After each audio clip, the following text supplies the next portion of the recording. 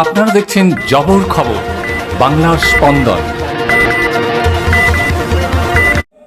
অমিত শাহকে বলবো, আপনি চ্যালেঞ্জ নিন যে আপনার বিজেপি ডবল ইঞ্জিন সরকারে মানুষের জন্য একটা রাজ্যে আপনি উদাহরণস্বরূপ যদি আমাকে দেখাতে পারেন মমতা বন্দ্যোপাধ্যায়ের সিকিভাগ কাজ করেছে, আমি রাজনীতির আঙিনায় পা রাখবো না। আপনি চ্যালেঞ্জ গ্রহণ করুন, আপনি জায়গা ঠিক করুন, আপনি সময় ঠিক করুন। একদিকে আপনি থাকবেন, একদিকে আমি থাকব। আপনার পরিসংখ্যান নিয়ে আপনি আসবেন, আমার পরিসংখ্যান নিয়ে আমি যাব। ভোকাট্টা করে মাঠের বাইরে বের করে দেবো 10-0 গোল দিয়ে। মন্দির বাজার বিধানসভা, মথুরাপুর 1 নম্বর ব্লক, এই মাঠে, এই জায়গায়, একই মাঠে আজ থেকে 5 দিন আগে দেশের স্বরাষ্ট্রমন্ত্রী সভা করেছিলেন। তার বক্তব্য আমি শুনেছি। তিনি 30 মিনিট বক্তব্য রেখেছেন। আমি অত্যন্ত কৌতূহল নিয়ে দেখছিলাম। সংবাদ মাধ্যমের যারা উপস্থিত ছিল তারা একবারও মাঠের ছবিটা দেখাচ্ছে না, 30 মিনিট ধরে খালি স্বরাষ্ট্রমন্ত্রীর মুখটা দেখিয়ে গেছে। তার কারণ মাঠের যা পরিস্থিতি ছিল আর এদের পরিবর্তন যাত্রায় যা ভিড় হচ্ছে, একটা গ্রামে যদি জেসিবি দিয়ে মাটি কাটা হয় সেটা দেখতে তার থেকে বেশি লোক জড়ো হবে। চায়ের দোকানে সকালে আড্ডা মারতে বেশি লোক জড়ো হবে। আমি আজ সংবাদ মাধ্যমের বন্ধুদের বলবো, আমার মুখটা না দেখিয়ে মাঠের ছবিটা আগামী 20-25 মিনিট দেখাবেন। 4 দিনের ব্যবধানে তৃণমূল কংগ্রেস সভা করেছে, ট্রেলারটা দেখালাম। সিনেমাটা মে মাসে বুঝবেন, যেদিন ফল বেরোবে। তিনি সভা করতে এসে একাধিক তথ্য পরিসংখ্যান রেখেছেন আপনাদের সামনে। আমি আজকে পাল্টা কিছু তথ্য পরিসংখ্যান নিয়ে এসেছি।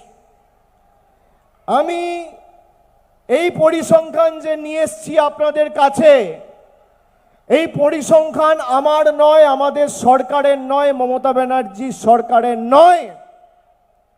এই পরিসংখ্যান কেন্দ্রের স্বরাষ্ট্র মন্ত্রকের পরিসংখ্যান। আমি এক এক করে এবার আপনাদের বলি। দেশের স্বরাষ্ট্রমন্ত্রী অত্যন্ত ব্যস্ত মানুষ, হতেই পারে দেশের অর্থমন্ত্রীর সাথে তার কথা হয় না, হতেই পারে অর্থ সচিবের সাথে তার দেখা হয় না, কথা হয় না। দেশের আর্থিক কি দুরবস্থা এবং পরিস্থিতি স্বরাষ্ট্রমন্ত্রী হয়তো জানেন না। কিন্তু আমি আপনাদের বলি, তিনি 2 তারিখ সভা করে বলেছেন যে বাংলার ঋণের পরিসংখ্যান হচ্ছে 8 লক্ষ কোটি টাকা।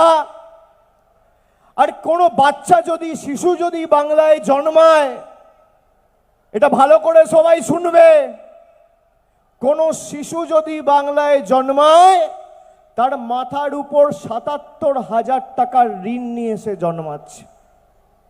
তিনি বলেছেন। এবার আমি আপনাদের আসল তথ্য দিচ্ছি, শুনুন। বাংলার ঋণ বলছে 8 লক্ষ কোটি টাকা। কি পরিস্থিতিতে মমতা বন্দ্যোপাধ্যায় ক্ষমতায় এসেছিল আপনারা দেখেছেন। বাংলার মানুষকে মমতা বন্দ্যোপাধ্যায় কেন্দ্রের বঞ্চনা ছাড়াও একাধিক উন্নয়নমূলক প্রকল্প ডাইরেক্ট ব্যাংক ট্রান্সফার করে তাদের অ্যাকাউন্টে পৌঁছেছে। কেন্দ্র সরকার, নরেন্দ্র মোদী সরকার 2014 সালে ক্ষমতায় আসার আগে দেশের ঋণের পরিসংখ্যান ছিল 56 লক্ষ কোটি টাকা।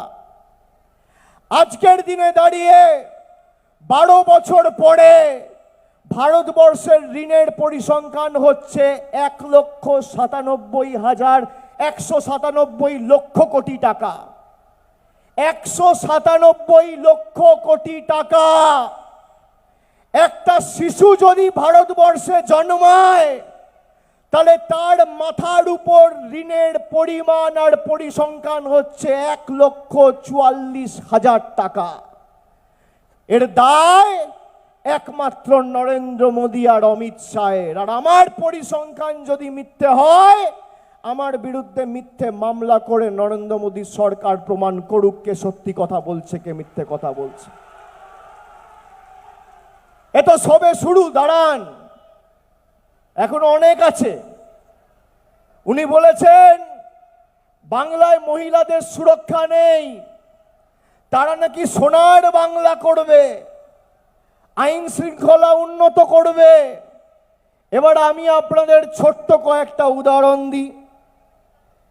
যে অমিত শাহ অধীনে স্বরাষ্ট্র মন্ত্রক রয়েছে, সেই স্বরাষ্ট্র মন্ত্রকের অধীনে এনসিআরবি ন্যাশনাল ক্রাইম রেকর্ড ব্যুরোর যে তথ্য 2025 সালের সেপ্টেম্বর মাসে প্রকাশিত হয়েছে, সেখানে মহিলাদের উপর সমস্ত রকম নির্যাতন বা অপরাধের ক্ষেত্রে দেশে 1 নম্বর স্থানে রয়েছে উত্তরপ্রদেশ, 2 নম্বর স্থানে রয়েছে মহারাষ্ট্র, 3 নম্বর স্থানে রয়েছে রাজস্থান।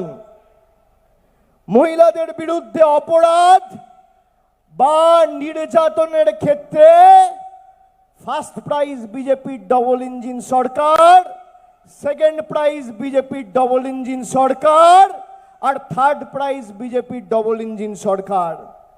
উত্তরপ্রদেশ মহিলাদের বিরুদ্ধে নির্যাতনের পরিসংখ্যান 66,381। মহারাষ্ট্র মহিলাদের বিরুদ্ধে নির্যাতন এবং অপরাধে পরিসংখ্যান হচ্ছে 47,101। রাজস্থান মহিলাদের বিরুদ্ধে নির্যাতন এবং অপরাধের ক্ষেত্রে পরিসংখ্যান হচ্ছে 45,450। পরেরটায় আসি, এবার আসি ধর্ষণের ঘটনা। ধর্ষণের ঘটনায় সারা দেশের মধ্যে কোন রাজ্য সব থেকে এগিয়ে? 1 নম্বর স্থানে রাজস্থান, 2 নম্বর স্থানে উত্তরপ্রদেশ, 3 নম্বর স্থানে মধ্যপ্রদেশ। অর্থাৎ ধর্ষণের ক্ষেত্রে গোল্ড মেডেল বিজেপির ডবল ইঞ্জিন সরকার, ধর্ষণের ক্ষেত্রে সিলভার মেডেল বিজেপির ডবল ইঞ্জিন সরকার, আর ধর্ষণের ক্ষেত্রে ব্রোঞ্জ মেডেল বিজেপির ডবল ইঞ্জিন সরকার। এবার আসি পণের জন্য মহিলাদের মৃত্যুর ঘটনার ক্ষেত্রে 1 নম্বর স্থানে উত্তরপ্রদেশ, 2 নম্বর স্থানে বিহার, আর 3 নম্বর স্থানে মধ্যপ্রদেশ। তিনটেই ডবল ইঞ্জিন সরকার। পরেরটায় আসি দিল্লি পুলিশ, যার অধীনে, যে কেন্দ্র সরকারের স্বরাষ্ট্র মন্ত্রকের অধীনে 2023 সালে শুধু দিল্লিতে মহিলাদের উপর নির্যাতনের ঘটনা ঘটেছে 13,366টি। দেশের মধ্যে 1 নম্বর। 2 নম্বর বম্বে, মুম্বাই, 3 নম্বর ব্যাঙ্গালোর। পরেরটায় আসি, অমিত শাহ বলছে বাংলায় বিজেপি সরকার গড়লে আইনের শাসন তিনি প্রতিষ্ঠা করবেন। দেশের মধ্যে সব থেকে বেশি খুনের ঘটনা 1 নম্বর উত্তরপ্রদেশ, সব থেকে বেশি খুনের ঘটনা 2 নম্বর বিহার, 3 নম্বর মহারাষ্ট্র। তিনটেই ডবল ইঞ্জিন সরকার।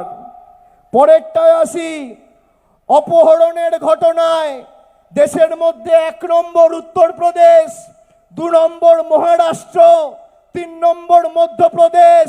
তিনটেই ডবল ইঞ্জিন সরকার। দাঙ্গার ঘটনা 1 নম্বর মহারাষ্ট্র, 2 নম্বর মণিপুর, 3 নম্বর বিহার। তিনটেই ডবল ইঞ্জিন সরকার। আমি যে তথ্যগুলো দিলাম, এই তথ্য আমার বানানো নয়, এনসিআরবির তথ্য।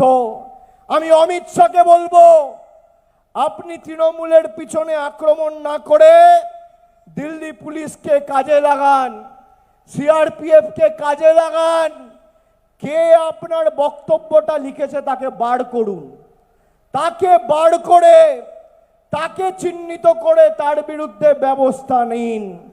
আর যদি ভালো স্পিচ রাইটার না পান, এখান থেকে আমরা ধার করে পাঠিয়ে দেব। আপনি যে কথাগুলো বলেছেন প্রত্যেকটা কথা মিথ্যে।